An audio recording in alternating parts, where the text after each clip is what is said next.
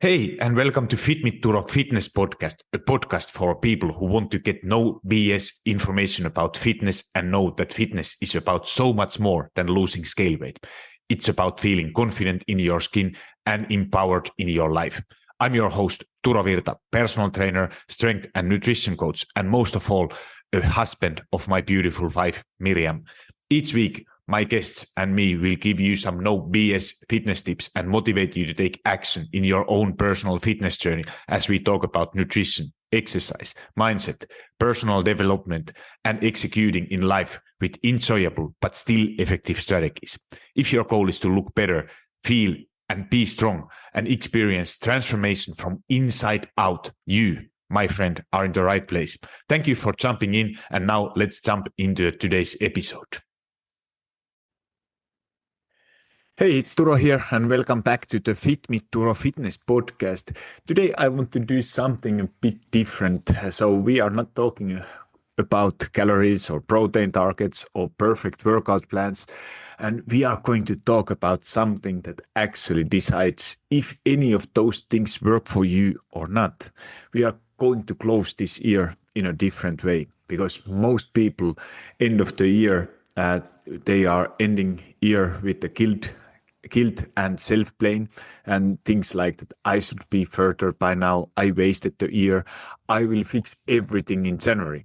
Then they jump straight into a new plan without really asking what actually worked, what did not work, and who am I becoming. So this episode is here to help you to rewrite your health story for the next year with 10 simple questions. Nothing complicated. You can listen while you walk. But if you can, I really recommend you grab a pen and paper later and write your answers. And here is what we are going to do today. So first, I help you look at this year without shame, just like data. Then I give you 10 reflection questions that you can use to close this year in a smarter way. Then we choose one identity sentence for next year. And finally, we pick one process goal for January. So you have something clear to do, not just a wish in your head. My goal is that when this episode ends, you feel calmer, more proud of yourself, and you know exactly what your next step is. Not 20 steps, just one simple next step. So let's jump in. So when a new year comes, most people do the same thing. They skip the reflection. They jump straight into a new diet, new challenge, new rule. It's like trying to build a house on old, broken ground. And if you never stop to see what cracks are there, the same walls break again and again. So I want you to see this. You are not starting from zero. Even if you feel like you have failed this year, you did not. You learned, you tried, you survived, you have experience now. I see this every day with my clients. Someone says that I messed up again. I'm back at the same weight. I'm starting from the beginning. And when we look closer, it is not true. Maybe last year, every stressful week meant 4 days of binge eating. This year, it was 1 day, and then she got back on track. The scale may look similar, but the skills is not the same. And skills are what matter long term. So that is the mindset I want you to use today. No judgment, no good or bad person, just what happened, what did I learn, what do I want to do next. All right, let's go into the questions. And if you just listen now and later you can go back and write them down. Or if you have a notebook, you can pause after each one and write your answers. I'm going to give my own personal examples on each question, because I want to do this also for me. And also at the same time, I'm going to give you a little examples what your answers could be, because there are some questions that they are not very easy. And you are like, oh, I don't know, what should I say? But with my examples, maybe they help you to reflect better, have giving some point, and please do not copy my answers. You are not me. My goals, my situation is different. There is not single person who is the same, but I'm just trying to provide little information and examples what they could be. So let's get started with how to close with those 10 questions, how to close this year a little bit differently. So first block is what worked. So, and question number 1 is that what worked better this year than last year for your health? Maybe you walked more, you ate breakfast more often, you slept a bit more, you did strength training more weeks than last year. And do not say nothing, because there is always something. I know most of the people say that there was nothing more. It was a really bad year, really stressful year. There was nothing. But dig deeper. If you are someone who is telling now nothing, there is always something. I'll give you an example. For my client, Samia, she didn't lose 20 kilos this year, but she walked almost every day, even when she felt low.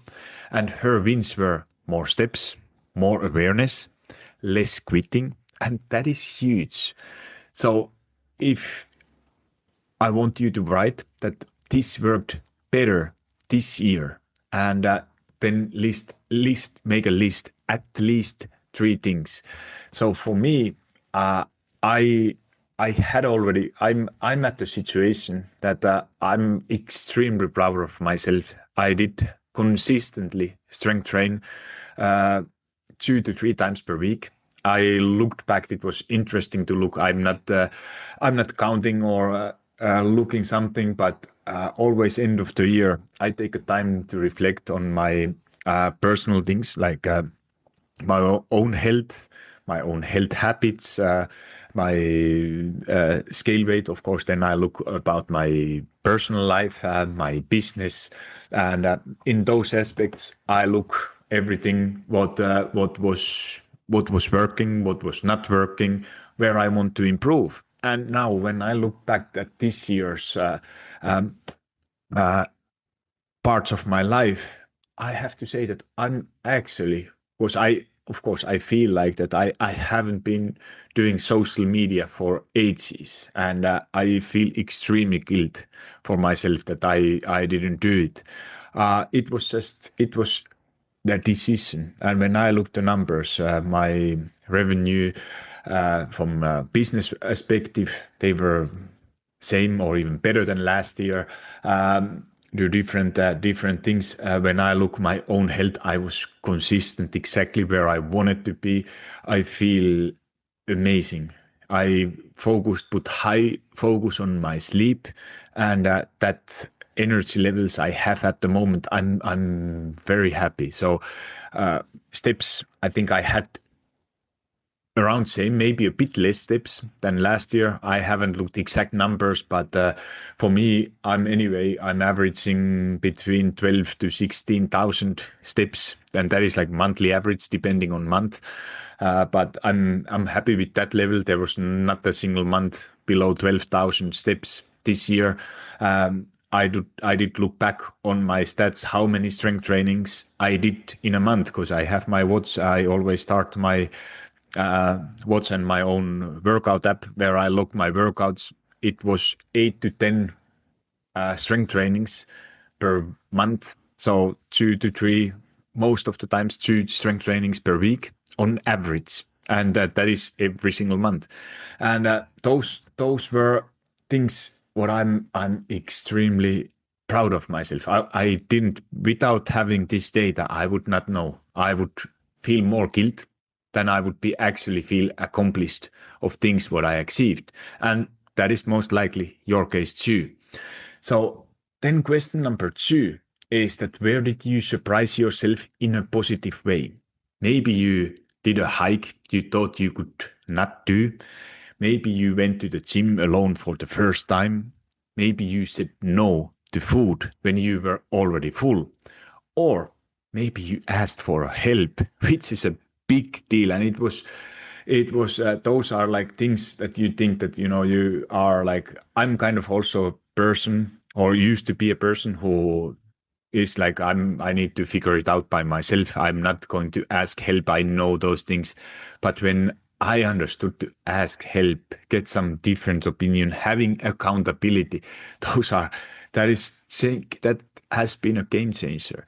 And I was surprised when I asked help. I did participate for mentorship coaching. I did for my business, for my own training. I bought some training programs, what I have been trying. I have been, of course, a little bit copying of what things have worked for my athletes, or at least getting some principles, understanding again more. And those were huge wins for me. And I was surprised that I was able to do it. So just write those answers, what surprised you in a positive way.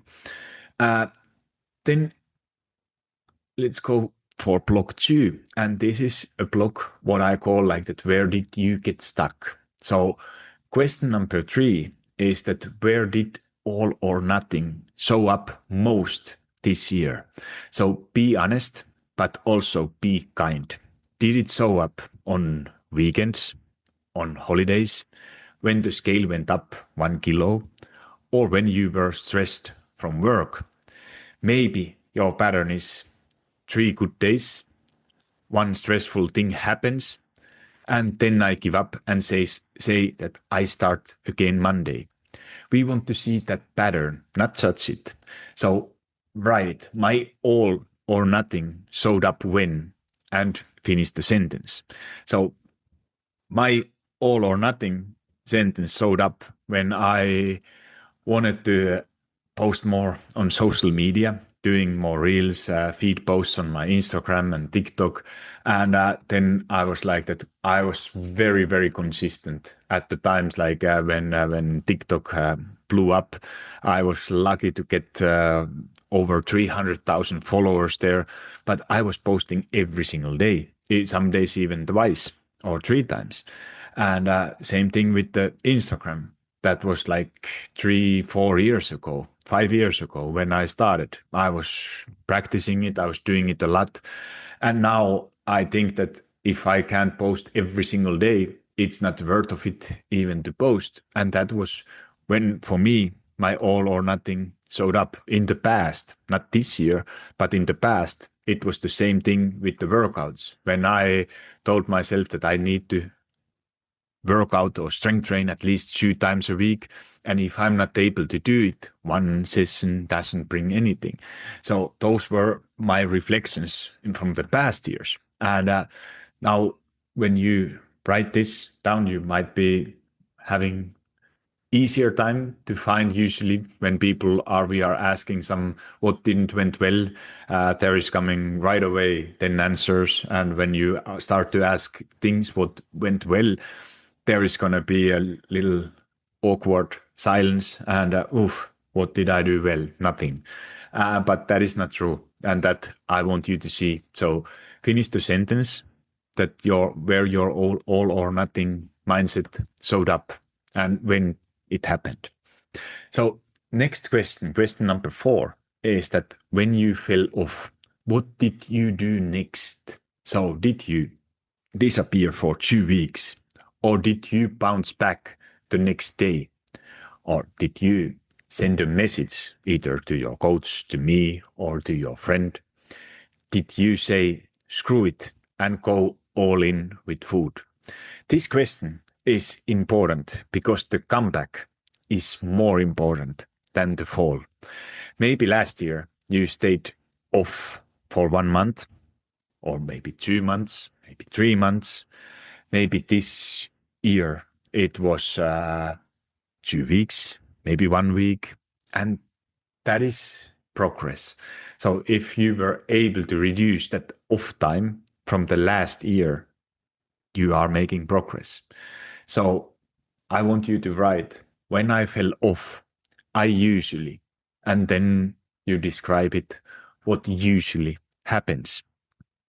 So those are things like that. This is the idea is that you learn to recognize patterns, and these patterns matter a lot more than you think, because there is no one is going to be perfect. Like for me, it was in the past. It was when I fell off. I was talking myself out of doing. I like to use strength training because that was my biggest struggle for the 10 years since it was until 3-4 years ago when I started it, and I started to do it. I started to start my strength training. I'm still, like I said, I'm consistently starting it. I didn't tell you that how long did I work out, but I'm consistently starting it. And in the past, it was that I talked myself out of, or there was a maybe real reason. Maybe I was sick. Maybe I was traveling or somewhere. I didn't have a real possibility. Even you might have a possibility to do everything, even with the body weight. It always better than nothing. But whatever happens, it's for some reasons I was not doing strength training for a week, two, and then sooner than I realized, that week or two break ended up being month, maybe two, and until I was in a point that it took 10 years to come back. But it's now this year what I would tell to myself when I fell off. I usually, it was with the social media. When I wasn't able to post every single day or at least 3 times a week, then I thought that what is the point? Because there is no point of doing it like a couple times a week if I can't do it every single day. And of course, these are only numbers. What I make in my head, what was in the past, because every year is a different situation.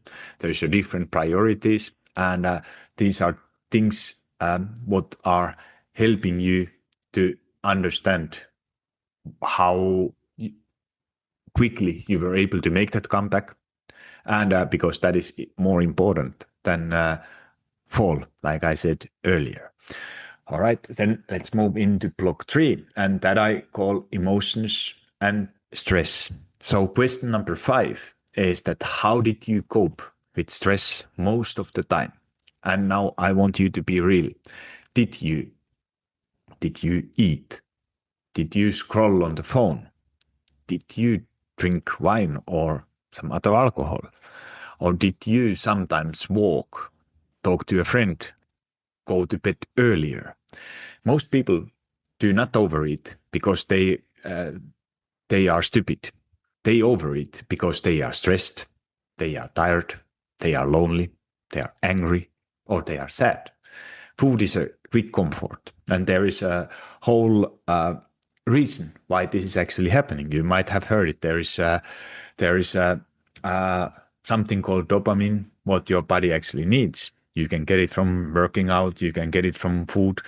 Of course, easier, faster way. Like nowadays, everybody is trying to find the easiest, fastest way to feel a bit better, like how I like to call it. That is when you boost your dopamine, and you get it from eating, scrolling the phone, drinking alcohol.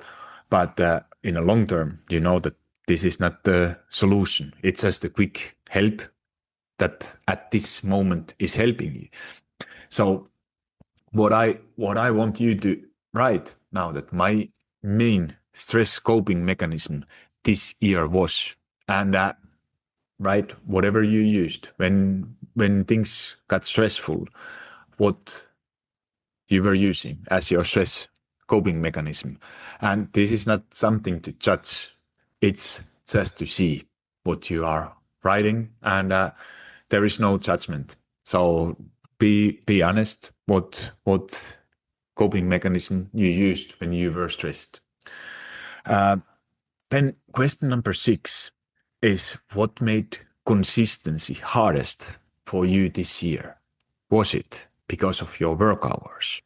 Was it your kids' schedules? Was it traveling? Was it sleep? Was it pain or injury? Was it your own expectations? understanding this helps you to plan smarter for next year. So I want you to write consistency was hardest because, and be honest. You have to be honest in these things that why was the consistency hardest? So for me, if I use example, I like I said, I'm very happy with my own how I was able to improve my sleep. I made a decision that I put a reverse alarm to my phone. There is coming notification at 9:45 every evening, and that is the time when I close Netflix. I close the lights. I start my bed routine. I try to be at latest 10:15 in a bed, and maybe reading a little bit a book. But and that is every day when I'm just at home when it's possible, and that is I'm not even. My wife often tells me that let's watch a little bit still more Netflix or something, but you can't have everything. And what I realized that sleep is so crucial part of my well-being that it's just worth of it to prioritize those Netflix series or something. You can watch them later. You don't need to see everything. You don't need to read news. Things can wait. Things can wait. If you are not sleeping, you are kind of that flight or fight mode all the time. And I'm very happy. I'm consistently walking. I'm consistently strength training for my health habits. I'm have consistently my breakfast. What I changed a couple of years ago, which wasn't easy, but now I'm at the point where with my regular habits, I'm 80% of the time, of course, times like Christmas time when there is a more like good stuff around, chocolates, parties, occasions to go out. Of course, these things are affecting, but I'm still at least 80% of the year very consistent. And I'm not telling that it's easy, but it's just that why it's priority for me. And that's what it's way always from somewhere else. And those things might change, but at this point it was my own health what was a big priority for myself, and that happened. I go a little bit deeper why it was so important in a next part, because that is kind of I don't want to go. I'm just feeling like this is coming from my heart, and but for me, consistency was hardest. I use now example. What was hardest for me was to post in social media, doing reels, social feed posts, and that was hardest because I was having too high expectations with my current schedule. So if I goes, this is every year. Like at some years when I started my career, my main focus was my business, and then I put my own health kind of little bit the background. Of course, I was still doing something, but it was not my main priority.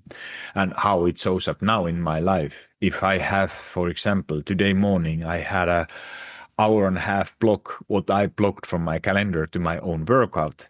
Maybe 3-4 years ago, I would use that block to do some social media post. But then my own health wasn't priority for me. It was my business. And now at this point, I'm lucky to be in position that I'm doing okay without posting in social media as often as I did earlier. But that's all because I did that work at some point. And now I have more time to prioritize my own health. And maybe at some point it's going to be my family. Maybe it's again going to be my business. I don't know. But at this point, for me, consistency was hardest because I had too high expectations for my social media posts. And because I thought that I have to post every single day. And which is of course not true. It's same than if you have to work out every day or 3, 4, whatever number you use or what you think that it should be that number. And that is where I want you to be honest. So block number 4 is identity. And now we go a bit deeper. So question number 7 is that what identity sentence did you repeat most this year? Identity sentences, this might be hard, but they could sound like this, that I'm not a sporty person. I'm an emotional eater. I'm lazy. I'm all or nothing. I always fail. Or on the positive side, you might be saying that I'm someone who does not quit. I'm a walker now. I'm learning. And what did you tell yourself most? Right. This year, I often told myself, I'm the person who, and finish the sentence. Even if you do not like the answer, write it. We cannot change what we do not see. And for me, I I have to say that I'm a person, I'm someone who keeps promises what I make to myself. And I made this year for my own health, I made a promise that I start my strength training 2 times a week. At some weeks when I knew already before that this week is going to be challenge or I might not get even one strength training in, but then I moved that my own expectations, and it was that okay, 1 week there's not going to be strength trainings, but next week I'm going to do 3, or next 10 days I'm going to do 3 workouts. And this way it was a big change that I could get started. I did not finish all my workouts. Some of my workouts were 10 to 15 minutes long or 5 minutes, but I made a promise that I get started, and that's what I kept. And if I couldn't keep my promises, then I would lower my own promises. But that's for me, the first step is that I do keep my promises for myself, what I make to myself, because it's on the other hand, it's a good thing, but on the other hand, I still recognize some all in or nothing patterns in myself, especially now with the social media. Why did I what I mentioned a bit earlier, why did I decided that strength training it's vital part? Maybe you have heard my dad passed away a couple of years ago, and that was a very hard moment for me to see. My dad was losing his health around age of 60. I'm turning 44 in a less than month, and I was thinking that holy shit, if I want to follow what my dad did, who didn't eat a salad, didn't do a lot of sport, and maybe there is a good chance that by age of 60 you are losing your health. He was suffering last 10 years of his life.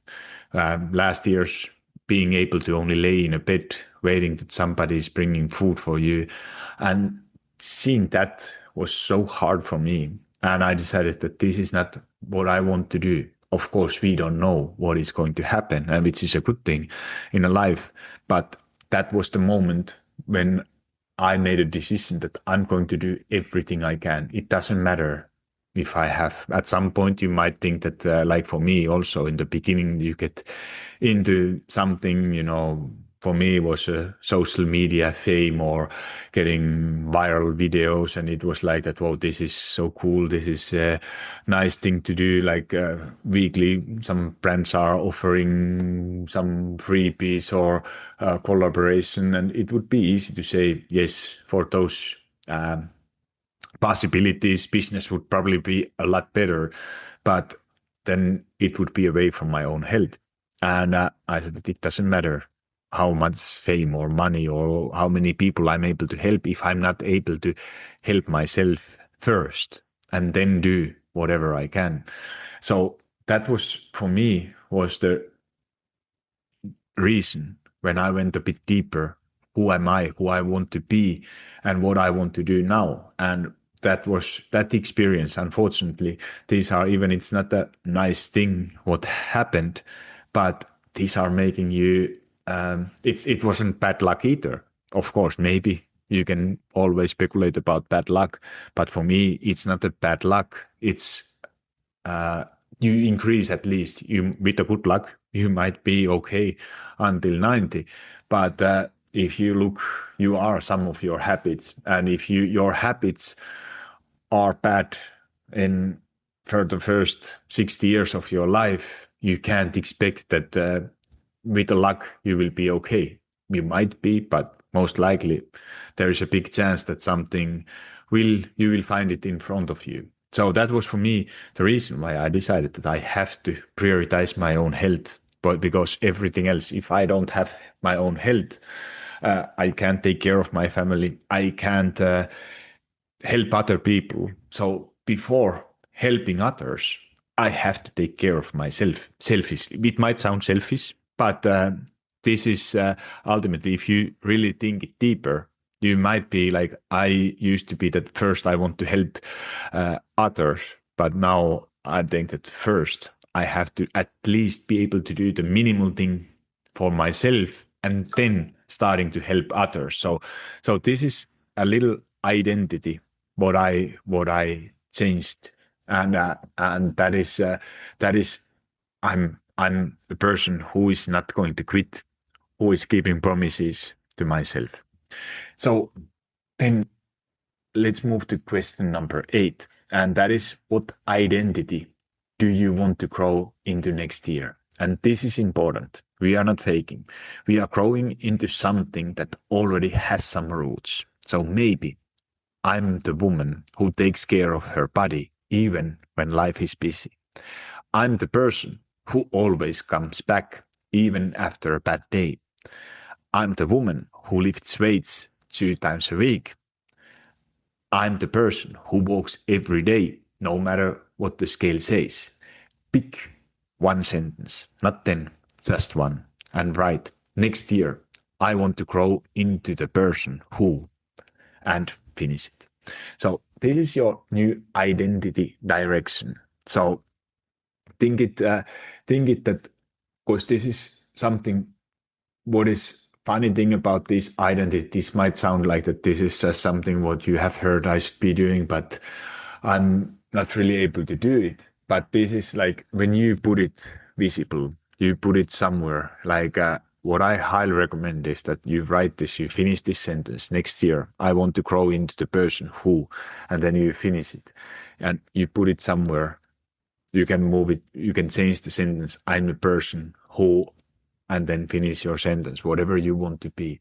And for me, that person for my own health journey was, I'm the person who lifts weights 2 times a week. So that is what I knew, that that is the hardest part for me, because I still don't, I'm a fitness professional, but I still don't enjoy. There are maybe out of 10 workouts, maybe 1, maybe 2 that I'm really looking forward to do my strength training. Then the rest, like let's say 5, 6 workouts out of 10 are like that. Okay, I don't mind. It's in my schedule. I do it. And then like 3, 4 workouts, I really have to force myself.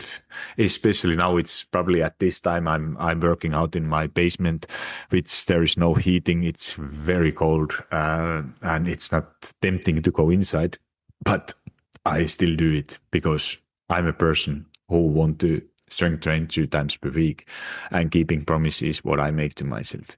And this is my new identity. More often I repeat it for myself, more often it becomes true. And because this is something that you are not just doing it once and then it's done. No, you have to repeat it. You have to, if possible, put it somewhere visible that reminds you. For me, that my own reminder is picture of my dad, what I see when I'm working. So it's on my desk. And if I don't feel like doing it, I need to only watch that picture. And that reminds me of why I'm actually doing this. So then block number 5 is to clear focus for next year. And question number 9 is that if you could only improve one habit next year, what would the move the needle the most.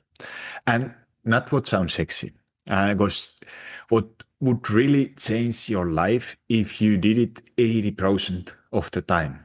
Examples: 7 to 8,000 steps, protein at breakfast, strength training twice per week, 7 hours of sleep most nights, 2 pure drinks per week. And think about your past year.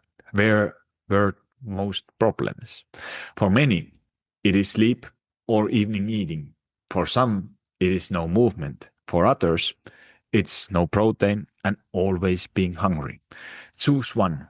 And the one habit that would change most for me is, and finish your sentence. So for me, if I look these examples, what I gave to you, so 7 to 8,000 steps, like I said earlier, I'm well above that. I'm happy at the moment where I am. Protein at breakfast. I built my protein breakfast. I have every single day 50 grams of protein. So my protein sources, examples are 250 grams of Greek yogurt and scoop of natural protein powder, and then mixing it with seasonal fruits, berries, whatever I have. So I have protein every single day at breakfast. I'm strength training consistently twice per week, 7 hours of sleep most nights. So that is exactly where I want to be. 2 fewer drinks per week. And that is also, I have reduced drastically my alcohol. Like earlier, it haven't been earlier when, like, let's say 10, 20 years ago, it was a lot more. I was drinking sometimes home during the week. Now it's maybe I love going to sauna. Maybe I have one beer occasionally. Now this year it has been almost always non-alcoholic beer. What I have and alcohol, I honestly it have been less than probably ever. So I'm definitely in my health journey with these habits. I'm happy if I'm able to maintain everything. And that is I'm proud of saying. You don't hear it often because there is always often things that, you should be doing more this or whatever. I'm happy where things are at the moment. And if I'm able to maintain it, there is nothing more what I could be doing. Of course, situations might change, but this is honest truth. What is my own personal situation at this point? And then the last question is that what does this habit look like in a normal bad week, not in a perfect week? And this is where most people go wrong. They design a habit for a perfect week. No stress, no kids, no surprises. But life is not like that. So ask, how does my walking habit look in a busy week? How does my protein habit look on a crazy work days? How does my sleep habit look when my brain is full? For example, instead of 10,000 steps every day, your real habit could be 5,000 steps minimum. 3 days, 3 days, I aim for 8,000 plus. Or instead of perfect breakfast every day, your real habit could be on 5 days, I have at least 25 grams of protein before 10 a.m. So, right, in a normal, messy week, this habit looks like, and be realistic. This is your starting point. And for me, this is exactly what I personally try to do. Like if I can't strength train, at least I walk. If okay, my breakfast, I always doesn't matter if I'm not sleep. If I'm sleeping at home, my breakfast is every single day the same. If I'm somewhere outside, I make sure if I don't take my protein powder with me.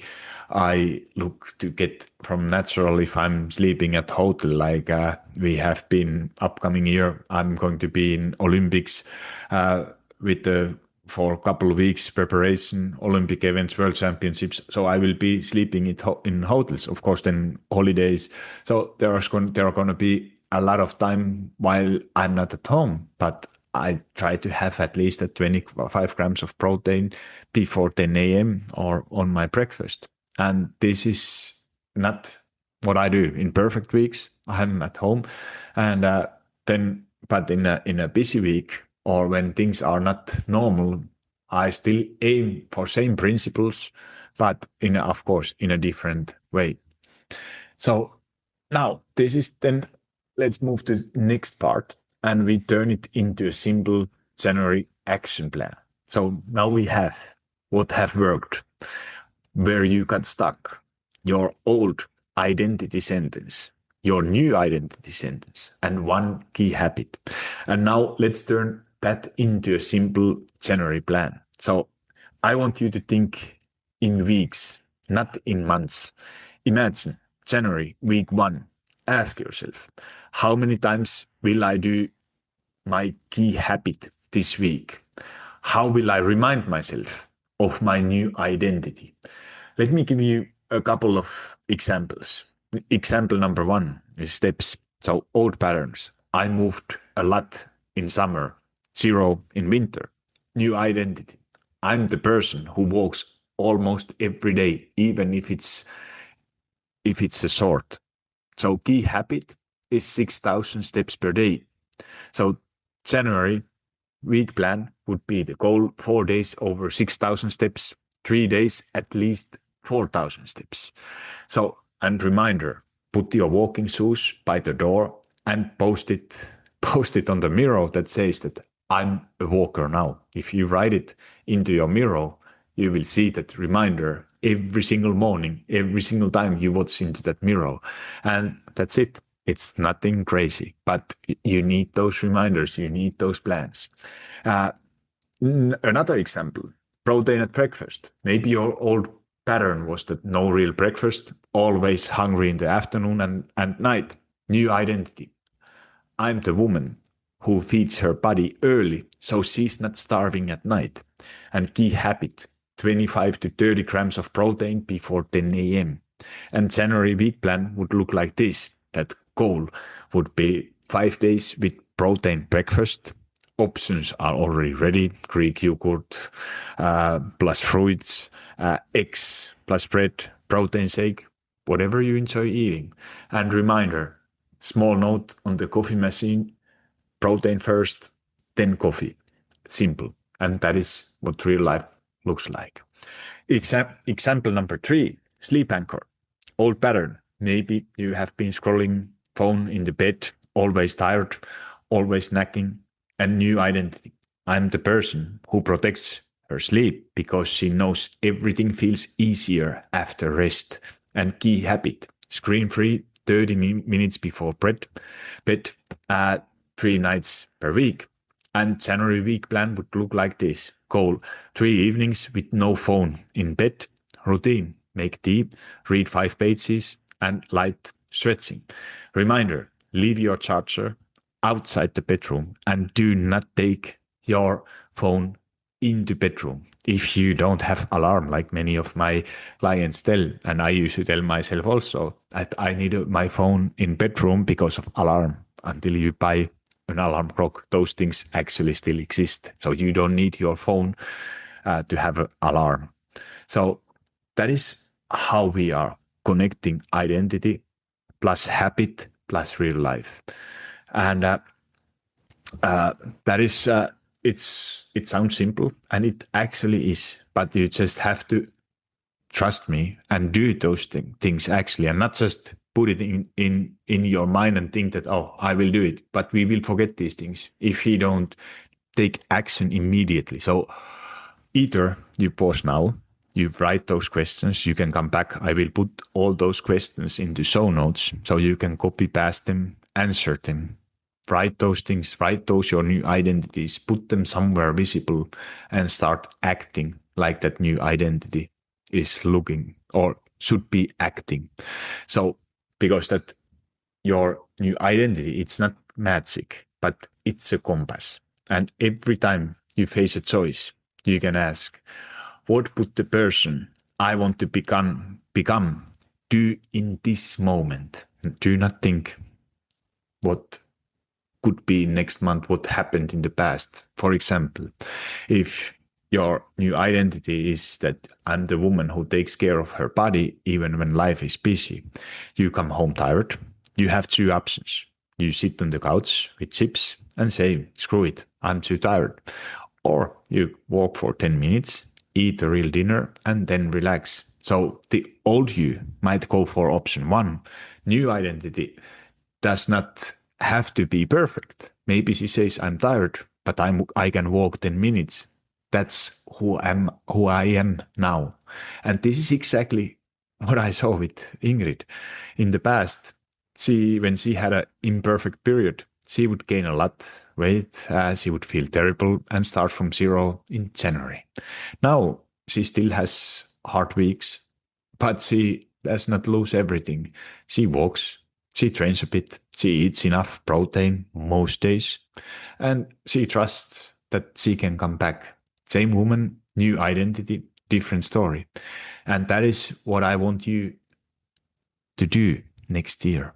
And so let's keep this and wrap this up with very simple way. So your homework from this episode is to take 15 to 20 minutes this week and answer the 10 questions. Write them out. Do not only think them in your head. And this is crucial. Once you have them visible, you will have a lot higher chances to actually taking actions and seeing them. If you think them in your head, chances are that you forget them in a day, latest in a week or two. And choose step number 2 is to choose one identity sentence for next year. I'm the person who, and keep it short. Decide your one key habit for January and what it looks like in a busy, messy week, not a perfect week. And if you want to extra power, send it to me. You can, or send it to your friend or to your accountability partner. But you can always DM me in Instagram. If you have my phone number, you can WhatsApp me and tell me what is your identity sentence, your one key habit for January. And because when you share it, you make it real. You make promise. And I know that you don't want to break promises you make to someone else, because maybe you have had in the past experience that you make promises to yourself, but you will not keep them. Once you make that promise to someone else, you make it real, because you are no longer alone in your head with it. And remember, you are not behind, you are not broken, you do not need a more extreme plan. You need a clearer story and a kinder way to talk to yourself. Next year is not about becoming a different person. It's about finally acting like the strong, caring, smart person you already are. And if this episode helped you, it would really mean a lot for me if you would take 30 seconds and leave a quick review for the podcast, or share this episode with a friend who is always too hard on herself. Thank you so much for listening, and thank you for trusting me with your time. I really don't take it lightly. I know you have 1,000 other things you could be doing, but you took time from your busy schedule, listen to this episode, and it really means a lot to me. I'm proud of you, even if you do not feel proud of yourself yet. You are closer than you think. Talk to you in the next episode. Hold up, friend. Do you love Fit Me Turo Fitness podcast? If so, the best way to say thank you is to subscribe to the podcast and leave a review on iTunes. I know every podcaster wants you to leave a review, but it's because those reviews help the podcast to reach more people. I truly want to know what you think, and if this particular episode resonated with you, would you also please share it? Either send a link to someone who you think will find it valuable, or take a screenshot and post it into your social media and tell your friends and family why they should listen it. Make sure you tag me so I can hear your feedback and give you a little love. And if you aren't already following me on Instagram or TikTok, that's the perfect time to hit that follow button. Thank you for being here and listening to Fit Me Turo Fitness podcast.